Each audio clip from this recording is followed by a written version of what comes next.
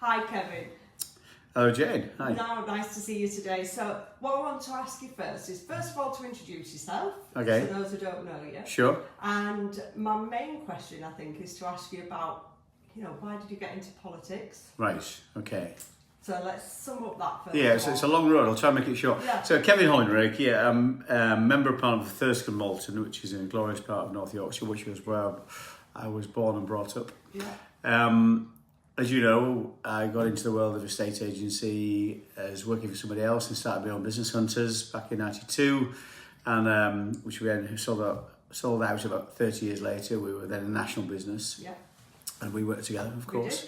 We did. But I always had a dream from being a teenager one day to get into politics. And I don't know, my sister was big into politics. She was older than me, and we used to argue around the dining room table with my dad and mum and all that kind of stuff. So the seed was sown when I was a teenager, really. And so I got the opportunity. My home seat came up incredibly, and it was a time when the business was doing okay, and I could step out of the business. So I was chief exec at the time, and then became chairman, and handed the reins over to Glynis, my sister, and been with in Hunters for a long time too. So it was a great opportunity. So and I just think, to be honest, there's so much to fix. That's why you get into politics. Everybody does, and whatever side of the political divide you're on, people want to do a good job and trying to make the world a better place. It sounds pretty twee, but that's the reality. So, and there's so much is good in the world actually, but also there's so many things we need to fix. So I felt I want to do that and try and help and try and make the world a better place for my kids and my grandkids when I get some. When you get some. When I get some, which is maybe some time away, the way I look of it. So it was really a kind of a lifetime ambition to do it, and I was lucky enough to be in the right place at the right time. Well, hard work as well, I imagine. Yeah, but I mean, I've loved work. I used to be, in my life, I used to be really lazy at one point. I mean, I was a bit of a hopeless case. And then I remember a mate saying to me at one point, it was just after we started Hunters, really, he said, you need to get your act together, basically. And I did. And I really started to work hard from that point in time. And the results are there for all to see, really. That sounds a bit big-headed, but we did it as a team, as you know, and we all worked exceptionally hard, but I loved every minute of it. Yeah. So, to me, work-life balance is something for people who don't like work. Yeah. And I love work. Yeah. I love my work. You've got to find something that you love, haven't you? Yeah. That's the critical You do. bit, isn't it, I think? Yes, so true. You find a job you love, you never work again, and that's how I felt about Hunters and then about politics, really. Much as it was when I started the first couple of years, I found it very tough because it's a completely foreign environment for anybody who's not been in that world before, and I hadn't.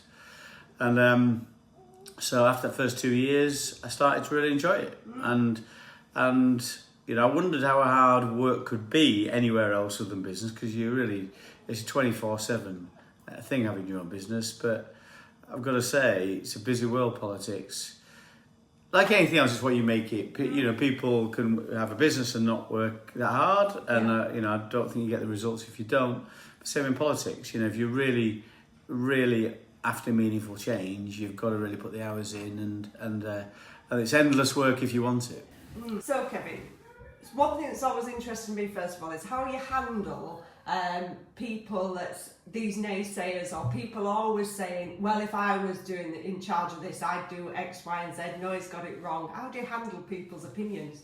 Yeah, okay, well, I guess 35 years in a estate agency helps, because you develop a thick skin, of course. So, but I think when you're going to go into politics, so you should know it's a no-win game. The reality is, and it's sad that that's the case. And I think it deters a lot of people from going in the first place. But the reality is, some people are going to criticise all politicians as either being incompetent, corrupt, or just generally self-serving. And that's not the case. It's either side of the political divide, and you just got to try and rise above it. So you get a lot of that, particularly on Twitter, of course. It can be so poisonous. It can be very informative, and I use it a lot, both in terms of telling people what I'm doing or what I think, but also in terms of listening to what other people think. So I think that's really good. That is that kind of free speech platform that it is now. But ultimately, I think you've just got to accept that some people are going to criticise what you do, and it's fair as well. If you weren't getting criticism, you wouldn't be changing anything, would you? Because people are resistant to change. Yeah. And if you see the world and think it's perfect right now, well, okay. Some people think that. I don't think that. But so if you want to change things, some people are going to say that's the wrong kind of change, or you're not changing enough, or you're changing too much, or I don't agree with what you say. So, I don't think you shy away from that, from saying what you think. And I think hopefully what I've tried to do since being in politics, and certainly the feedback I get is, well, at least you go on and say what you think. Yeah. And at least you answer a straight question with a straight answer. And I've tried to do that and say yes and no as much as I can and explain why or why not. And if you can't defend your position or your party's position, then your party's position is wrong. So, but it's part and parcel of the job. But you should accept the fact that's what it's going to be like before you start. But one thing that's there are some good signs to it as well. Yeah. And one thing that's really, really rewarding is when you've been knocking on doors, or you see somebody in the street or in the supermarket, and they just say to you, and they shake your hand and say, "Thanks very much." It really makes a big difference. And it's lovely to find those people that really do appreciate what you believe in and believe in what you believe in, and really appreciate the fact you're willing to stand up for it. Because lots of people out there just don't understand the world today and think it's all going the wrong way and the world's going to hell in a handcart. I don't think it is, but there are some real course corrections we need to make. And I think it's nice for those people that they feel you're on their side. Yeah, that's a good lesson actually for everybody really in their jobs as well, actually, isn't it? Just to almost have a little bit of that, well, people are going to have to say what they think, and you've got to be clear of your principles, I suppose, to be able to hold your head up and say, well, this is what I think, and this is, to be able to, I suppose, take on board some of the stuff, but also you've got to be true to yourself at the end of the day, haven't you? You do. I mean, and when giving advice, seek to help, not to please. It was a mantra we used to have on our wall at Hunters. And that goes with our customers, as it used to be, but also in terms of politics. It's the same thing. You can easily go around to value a house and just tell people what they want to hear, or you can say, well, okay, if you do that, these are going to be the consequences. And that would, I don't think we ever had a principle of not saying to a vendor, well, okay, you can't put it on at the market at that price. But I think you should try and justify your reasons for saying there's a different price. But I think we always tried to do that, Hunters, and we always trained everybody. You need evidence. You need to be able to present the evidence. It's not good just saying yes or no. You've got to say no, and these are the reasons why. And they've got to be cogent reasons. Not everybody's going to agree with the reasons, of course, and not everybody's going to think there's not a better solution, a better way forward for them. But Kemi Badenoch, I have a lot of time for our leader, said something interesting yesterday. She said something like, if you tell people what they want to hear, you're helping yourself. If you tell people what they need to hear, you're helping them.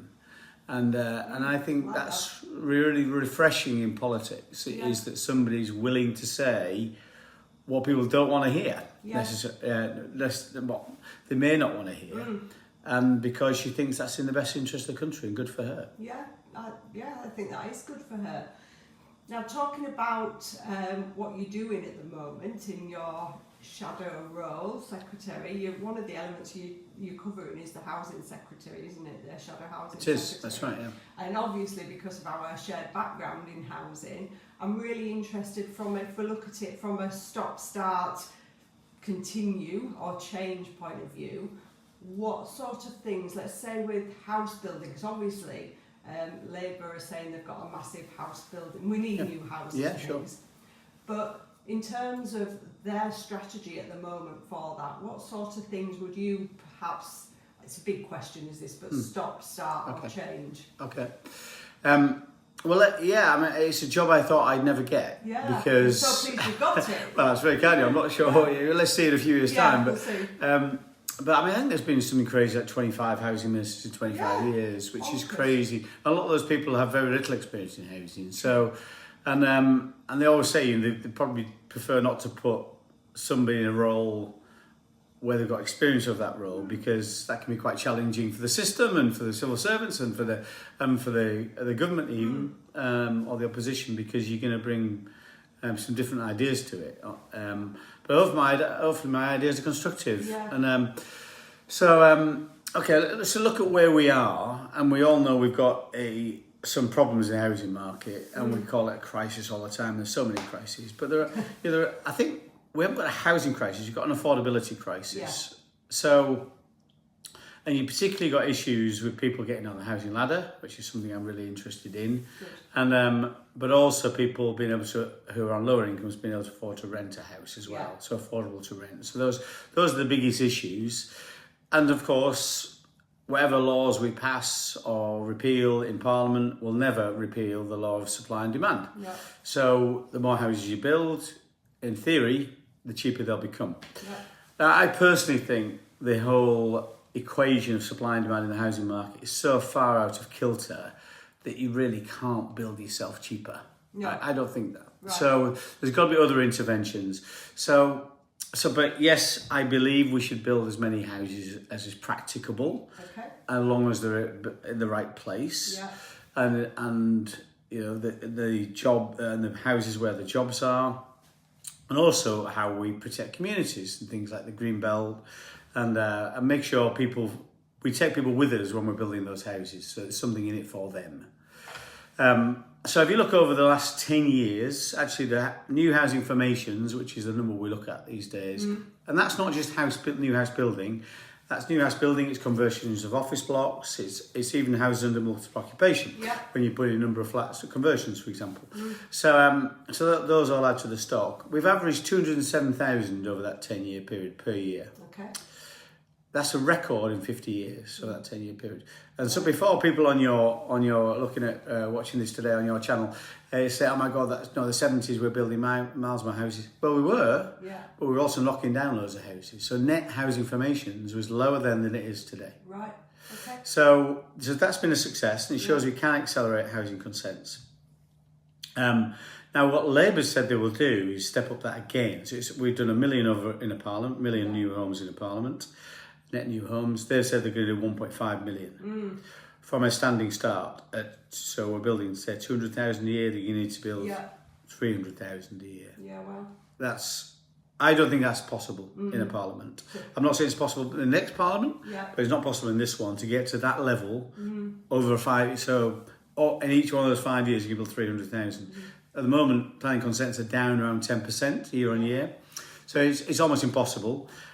At the same time, they are completely reorganising local government in the UK. So every two-tier council has been scrapped. Right. And those people who work for those councils, there'll be new councils to be formed. And there's people who work for those councils who have to reapply for their jobs, including the planning officers. Wow.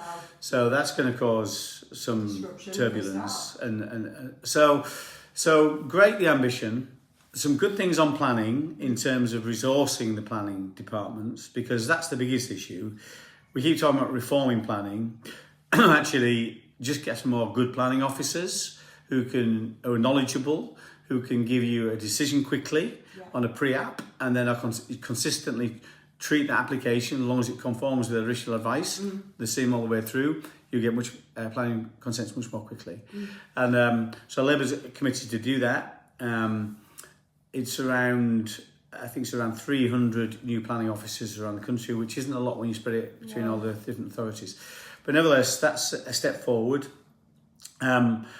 So all those things I support. Yeah. And what I'm concerned about is the reorganisation at the same time, is the fact they've shifted where they're going to build houses from urban areas into rural areas. Yeah. I think that's a political choice, and there's too much politics in that to go on this blog necessarily, but that's largely undeliverable. So they're saying to Coventry, for example, your targets are reducing by 55%. They're saying to Newcastle and Birmingham, your targets are reducing by 30%. They're saying to London, your targets are reducing by 11%. At the same time, they're saying to New Forest, your targets are increasing, doubling, up 100%. Yeah. Same wire. North Yorkshire is seeing an increase of over 200%. Westmoreland is seeing, and Furness is seeing an increase of 487%. So on average, across rural areas, you're seeing a doubling. Yeah. In urban areas, you're seeing complete flatline, no increase at all on average. So I think that's undeliverable because those locations are not, those planning authorities are not used to those numbers, and that takes a while to plug into the system. Yeah. There's also issue around infrastructure in those areas, big issue. Also skills. And also that's not necessarily where the jobs are. So the political choice has overridden the common sense pragmatism of where you deliver those houses. That's a big issue. Also, what they're planning to do is say to councillors, you are no longer going to have a say on a planning consent. That's what they're saying too. Yeah. And that's very controversial, not been well publicised yet. But what they're saying is councillors will only really have a say on the local plan making stage. So that's quite a complex process. It's over a wide area. And but when that local plan's in place, then as long as an application conforms to the local plan, then the councillor won't be able to what they call in the application to go before a planning committee. It'll be decided by officers. I think that's anti-democratic. Yeah. Listen, some house builders watching this channel will be pleased about it because they can be annoying, but democracy is important in this. Yes. And if the public see that green sign go outside on the lamppost outside their door that says big new planning application here just down the road near your house is going to affect you. You ring your councillor and the councillor says, I can't do anything about it. Yeah. They're not going to be very happy. No. So for all those reasons, those are the downsides.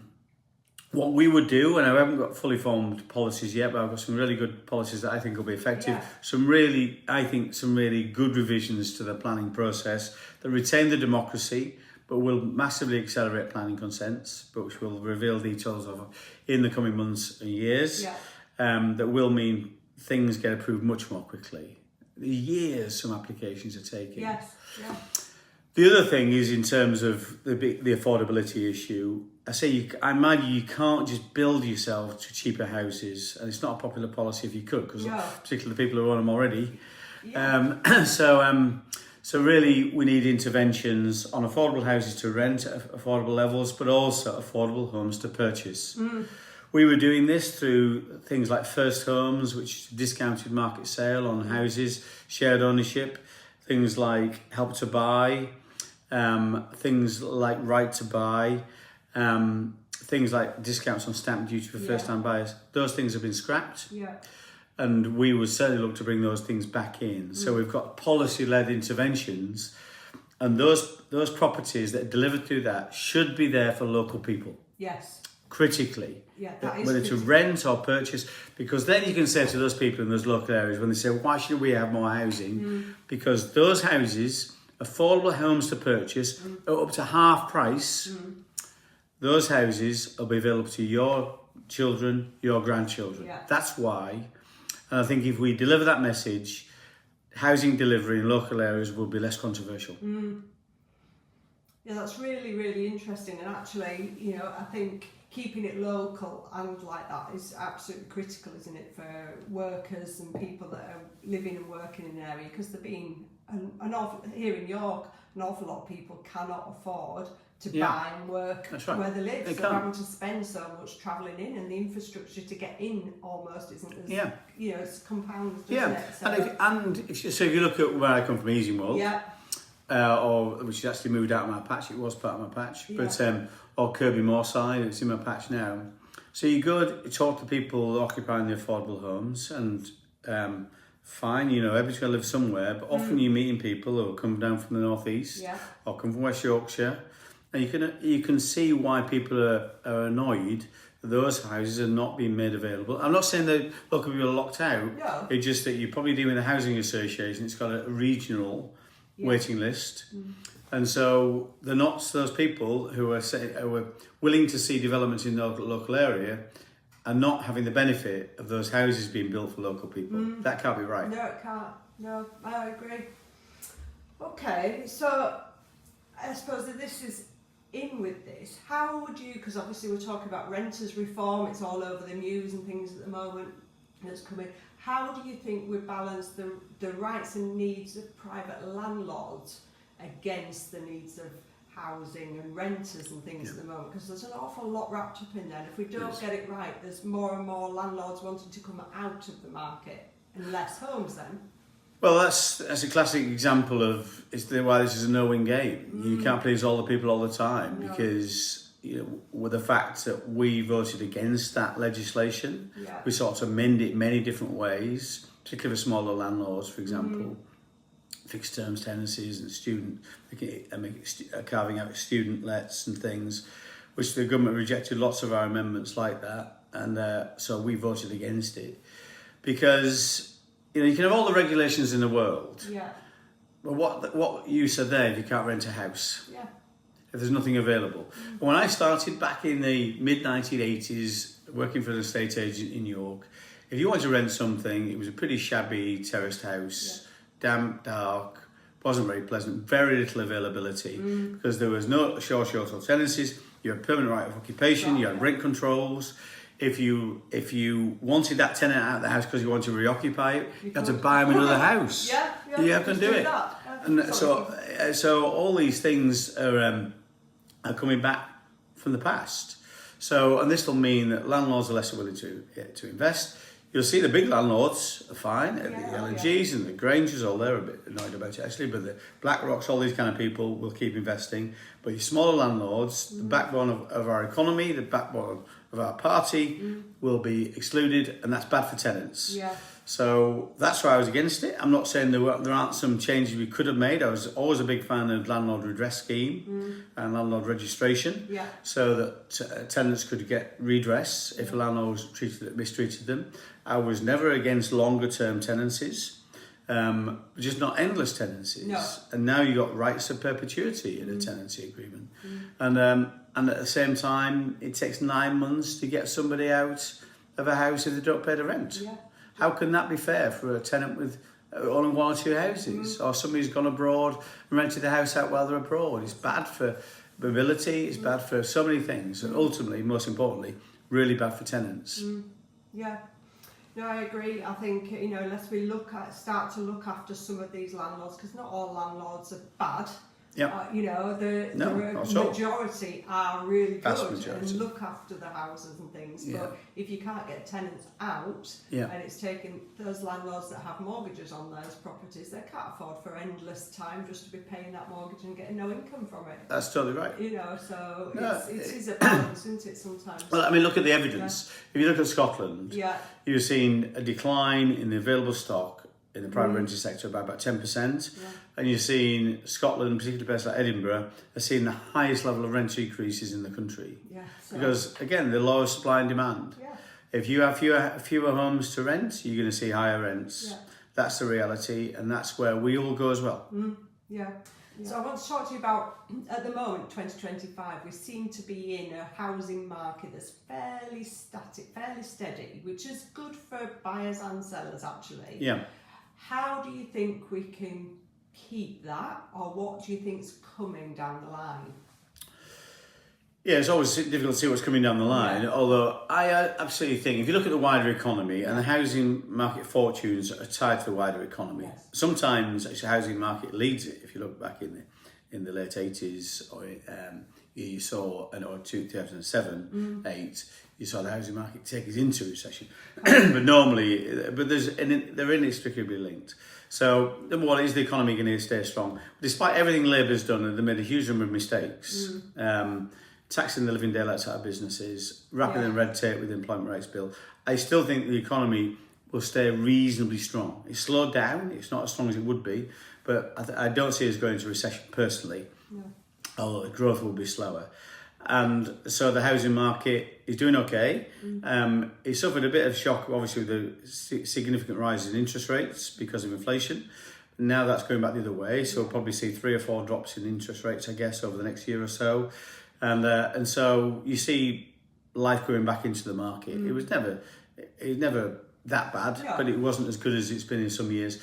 So I'm very positive about the market.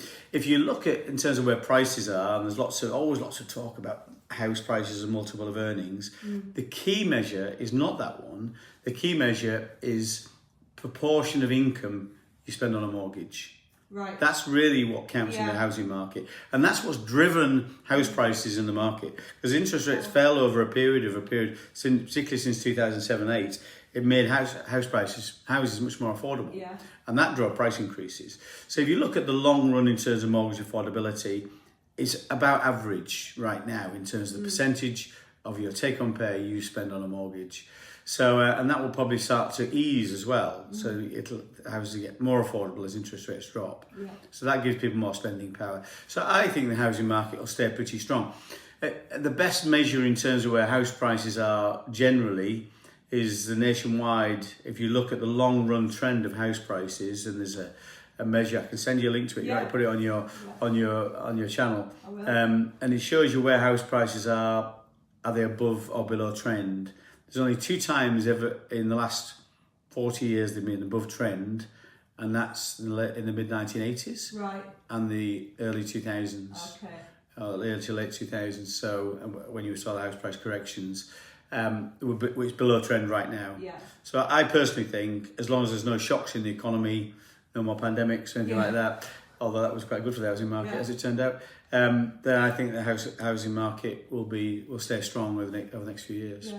Okay, that's interesting, and it's good for everybody, that actually, isn't it? Yeah, I think, as you said, steady is the word. Yeah. You don't want really big increases annually. You want to see single-digit increases of house price inflation, probably just above inflationary levels, that you feel you're getting somewhere. Yeah. And then I think that's a good place to be in terms of the market. Yeah, it keeps everybody being able to move on then, doesn't it, and stuff. And in terms of back to my business, estate agency, what do you see coming in terms of any reform or regulation for, I mean, we've all had this thing with Roper and what's going, all this regulation. Do you think see massive changes in where estate agents are allowed to transact? I think you're more likely to see regulation brought in with this government than you would have in our government. Right. And, I know people will say, some people watching this chat we're having today will say, oh, he's bound to say that because he's in the industry. He's still got shares in this business, that business. And so that's, regulation. He doesn't want regulation because that's bad for his business. I tell you now, whatever businesses will say to you, established businesses love regulation. They may not quite say that, but they do, because it's a barrier to entry. And it lets you put fees up. That's the reality. So I've never made a decision in Parliament that's in my interest.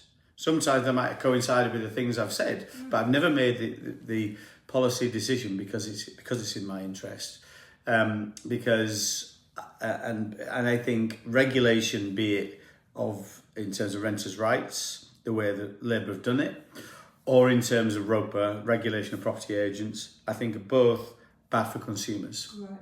If you look at the original consultation document, when they talked about regulating estate agents, and it's regulated already, we've got the redress schemes, which work perfectly well and have improved standards, and so there's a requirement to be a member of that. So there's a regulation already. But when the further regulation, the kind of licensing we're talking about now, of individuals, when they looked at the initial passages of that consultation, they compared the UK market with 2 other markets. The markets were Denmark and the USA, because they were better regulated.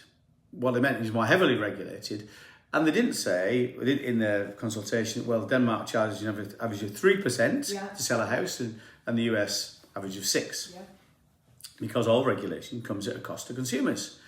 Because it raises the barrier to entry, means that there are fewer estate agents, so the consumer, the vendor, the owner, and indeed the people looking for a house, a buyer or a potential tenant, have fewer agents they're going to speak to. And in that case, supply and competition applies. The competition is good for consumers, and it is bad for businesses.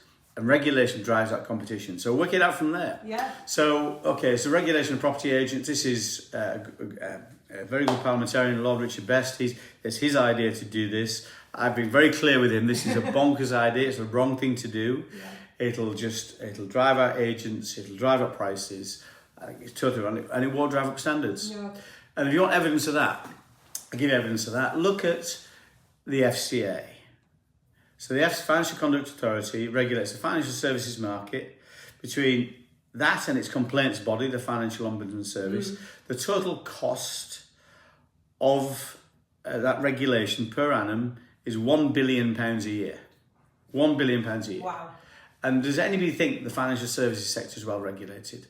Because there are still cowboys, Yeah. there's still people who do the right thing. You still have the PIP scandal, you still have the banking scandals of how Lloyds and RBS mistreated their clients. You still have the Woodfords, you still have London Capital and Finance. You still have all these things going wrong, and yet you have massive regulation, which the consumer pays for. And I know your partner, Mark, he's a mortgage advisor, and it's more expensive to deal with a mortgage advisor now than it was 10 years ago. Yeah. Some standards have been improved. I'm not saying they have not, but this is what will happen in a estate agency. I don't think the cowboys will still be there. Yes, yeah. But the cost of doing business for a consumer will increase. So it may come. I think it probably will come.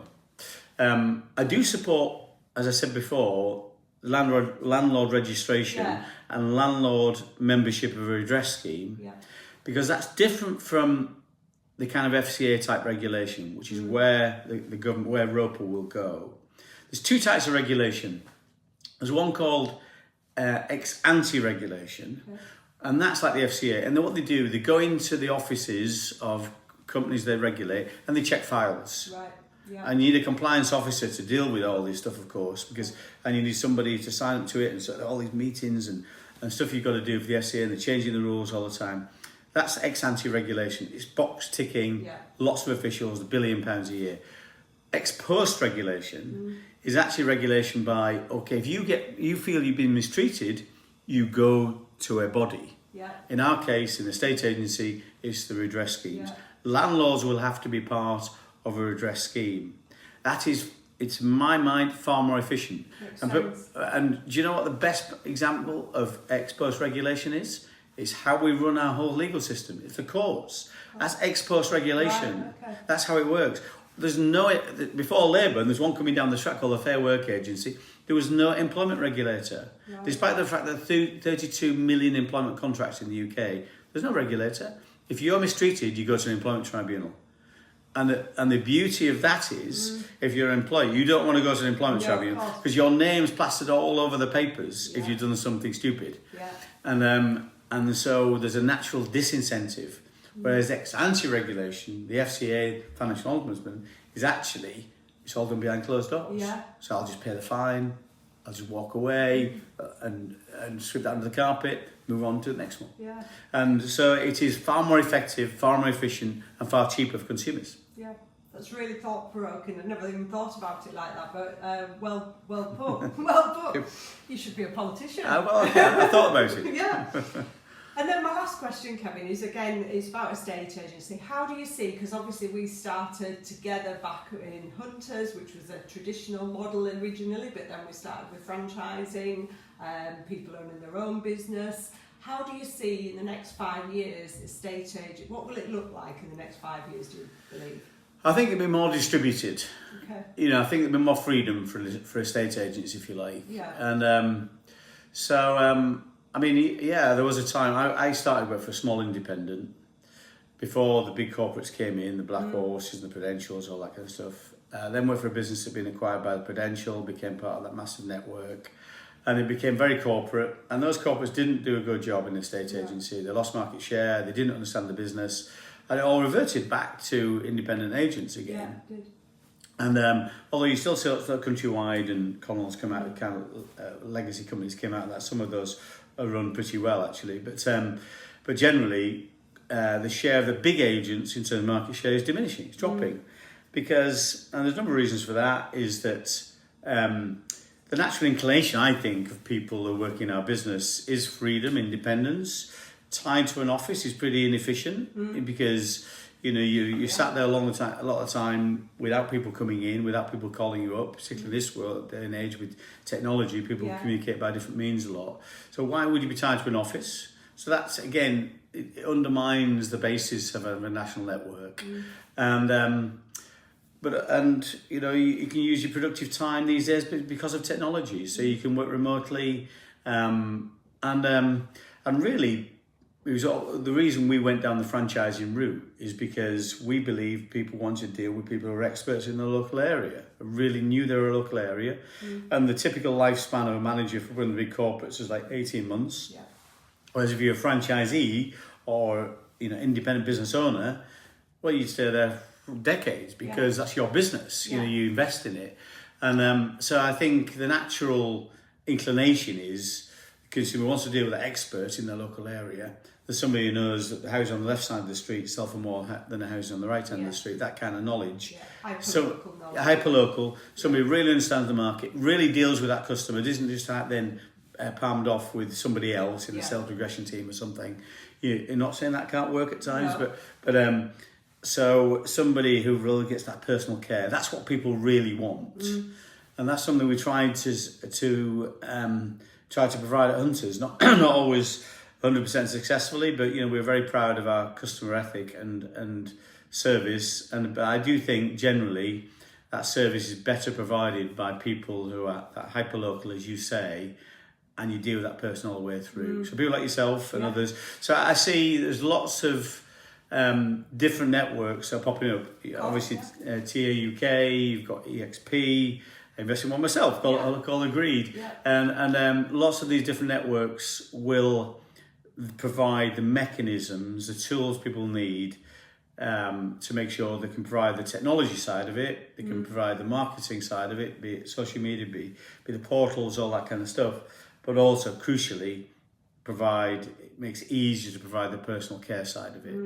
I think AI will have a big effect. There's lots of things we do all the time now as agents that could easily be done by an AI agent. These are actually, it's like a real person, but it's a technology. So they could do your marketing plan, they could do your social media, they could change the photos on Rightmove. All this stuff will be facilitated by the CRM platforms. So I think agents will do less administration, and they'll spend more time speaking to customers and showing people around houses and then making sure the deals are done. I think the other thing we'll really see, one of the frustrating things we have right now, is if you transacted tomorrow, if you sold the house tomorrow, you're probably looking at a transaction time of about 6 months. That's where it is. And it used to be probably more like 3 months. Technology could make that a matter of weeks, even days. So one of the clever things we did before my time in Parliament, actually the CMA did, the Competition and Markets Authority, it brought forward something called open banking that was there to try and break the stranglehold banks have over people's bank account. If your bank account, you don't want to change, it's so much hassle. So they made all the banks work together so all their databases were interoperable. So you're going to change your bank account now, it's so much more simple to do that. Actually, what happened as a consequence of that requirement, and the CMA forced them to do it, was that actually all that database was then used, those interoperable databases became used by your accounts package. That's how you can, something like Xero reconciles with your bank account like that now. Making payments instantaneously to anywhere, virtually anywhere. All these things is done by open banking.